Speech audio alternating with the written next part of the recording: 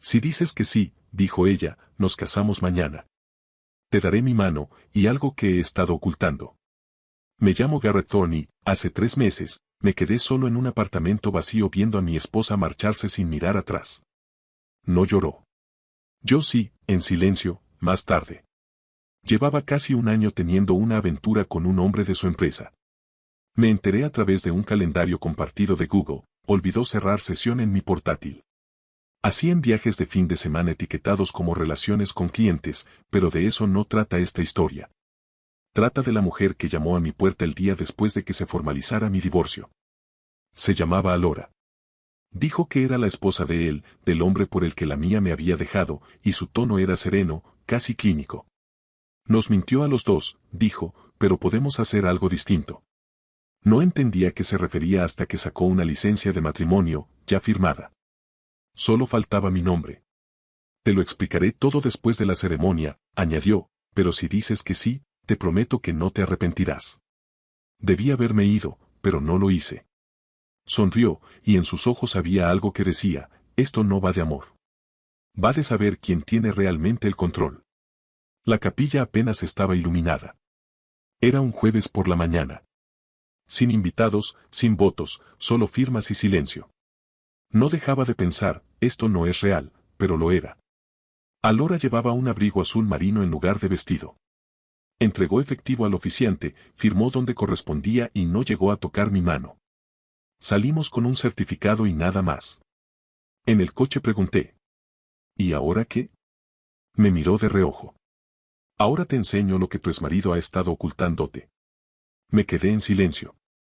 ¿Quieres decir mi marido? La corregí. Nuestro problema compartido. Nos llevó a un trastero en el centro. Dentro, silencio, polvo y secretos. Caja tras caja, fue abriendo su vida y la de él, extractos bancarios, pasaportes, fotos, nombres que no reconocía. Hay 3 mujeres, dijo, extendiendo los expedientes sobre una mesa metálica. Todas casadas recientemente, todas de pronto solas. Era como ver una telaraña desde arriba, líneas que antes no había percibido se tensaban alrededor de un centro. No es solo un infiel, Garrett, dijo, cruzándose de brazos. Es un extractor. Encuentra a personas al límite y les quita todo. La miré. ¿Y yo? Por fin me sostuvo la mirada. Eres la jugada final. La observé como si hablara en un idioma que solo entiende el duelo. Alora, ya no me quedaba nada que pudieran quitarme. Asintió. Precisamente por eso eras el cebo perfecto. Abrió un cajón y sacó un teléfono. No era suyo ni mío. Vibró cuando lo encendió. Su teléfono desechable, explicó. Lo cloné antes de irme. Mensajes, fotos, notas, grabaciones de voz. Una destacaba, una nota de voz titulada Garrett, fase 4. Pulsó reproducir. Cuando Alora ceda, él se vendrá abajo. Reproduce la disculpa, sugiere un cierre, haz que siga sintiéndose un hombre. En cuanto vuelva a casarse, disolvemos la línea de crédito restante y usamos su nombre para solicitar las cuentas patrimoniales. Su identidad está limpia, sin disputas, sin historial, el cascarón perfecto. Era su voz, la de mi exesposa, monocorde, quirúrgica, ensayada. El teléfono se me escurrió de la mano. Alora no se inmutó. Nunca estuvo enamorada de ti, dijo. Hacía negocios con él, hasta que yo cambié las reglas. La miré. Entonces, ¿por qué yo? ¿Por qué casarte conmigo? Dudó un instante y respondió en voz baja. Porque la única forma de atrapar a 2 personas que fingen todo es convertirse en algo que crean real, una víctima que aparenta ingenuidad. Aquella noche no volvimos a casa.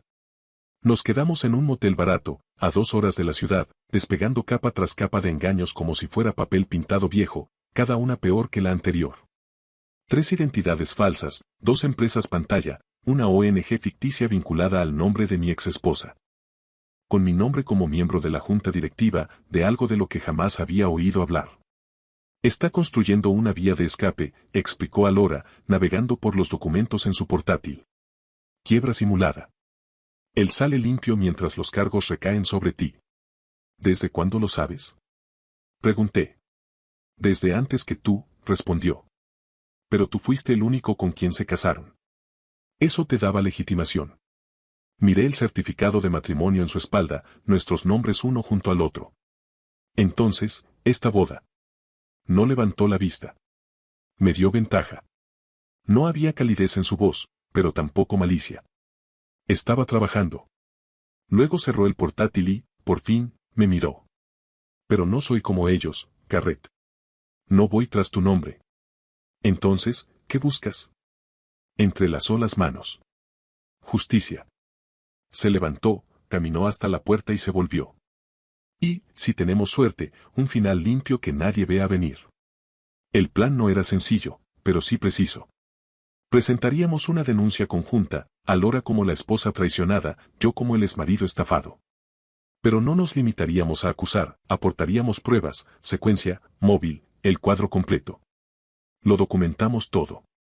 Fundaciones ficticias usando mi nombre, operaciones inmobiliarias de ella canalizadas a través de la identidad de Alora, una sociedad holding en la sombra registrada en el extranjero con mi número de seguridad social, y, en el centro.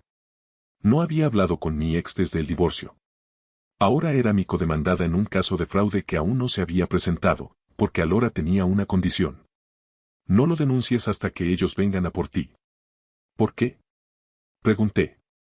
Porque siempre intentan limpiar el rastro, y es entonces cuando se equivocan. Y tenía razón. Una semana después recibí la llamada de un abogado al que nunca había visto. Estamos realizando una auditoría de sus antiguas cuentas conjuntas, hemos detectado algunas inconsistencias. Me hice el ingenuo. 2 días más tarde, mi ex me escribió un correo, casual, luminoso. Extrañamente nostálgico. He estado pensando en volver a conectar. ¿Te apetece tomar un café? No respondí, pero abrí un archivo nuevo en mi ordenador, jugada final. Esperamos. Cada día se sentía como estar bajo el agua, silencio, densidad, la presión creciendo por todas partes. Pero Alora prosperaba ahí. La vi moverse como alguien que ha vivido tanto tiempo dentro del engaño que ha memorizado sus ritmos. Una mañana giró su portátil hacia mí. Están transfiriendo activos. Y, en efecto, enterrado en una cadena de transacciones offshore, mi nombre acababa de usarse para comprar una villa de $3,2 millones en Montenegro. Yo nunca había estado en Montenegro. Eso es fraude electrónico, suplantación de identidad y conspiración interestatal, murmuré. Sonrió. Ahora hablas mi idioma. Esa misma tarde hice la llamada. No a la policía, sino a una investigadora federal con la que Alora había trabajado discretamente en su propia indagación, una mujer que en su día intentó abrir el caso y fue frenada por presiones desde arriba. Pero ahora nos tenía a nosotros. Alora y yo entregamos todo. 3 horas después, la investigadora dijo.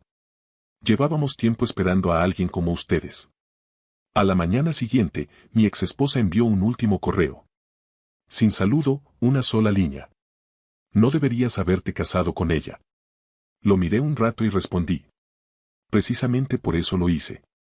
Las detenciones ocurrieron en silencio, sin sirenas, sin espectáculo, solo un golpe en la puerta en mitad de un brunch con su nuevo cliente y una acusación sellada con 23 cargos, fraude electrónico, suplantación de identidad, conspiración y obstrucción. A él lo detuvieron primero. Con ella fue más difícil. Mi ex siempre había sido la operadora más discreta, la que manejaba el rastro documental. Pero Alora lo había encontrado todo, las firmas falsificadas, las subvenciones ficticias de la ONG, las órdenes de dinero en el extranjero firmadas con mi nombre y, más importante aún, los mensajes entre ambos con marcas de tiempo. No te preocupes, había escrito ella, es demasiado blando para contraatacar. Se equivocaba. La misma semana en que la acusación se hizo pública, estuve con Alora en la escalinata del juzgado. No por la prensa, no por venganza, sino porque habíamos sido citados como testigos. Al salir, se volvió hacia mí. ¿Sabes? No estaba segura de que esto fuera a funcionar. ¿Qué te hizo cambiar de opinión? Tú no, dijo. Seguiste apareciendo. Solté una risa. ¿Incluso después de la boda? Sobre todo después. Llegamos al coche. Se detuvo antes de entrar. ¿Listo para la parte de la que nadie nos advirtió? ¿Cuál? Sonrió con suavidad. Aprender a vivir sin mirar por encima del hombro.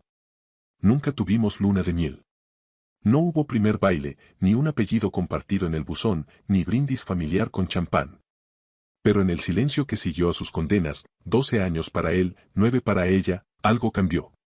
Dejé de despertarme preparado para la traición. Alora empezó a dejar el portátil abierto.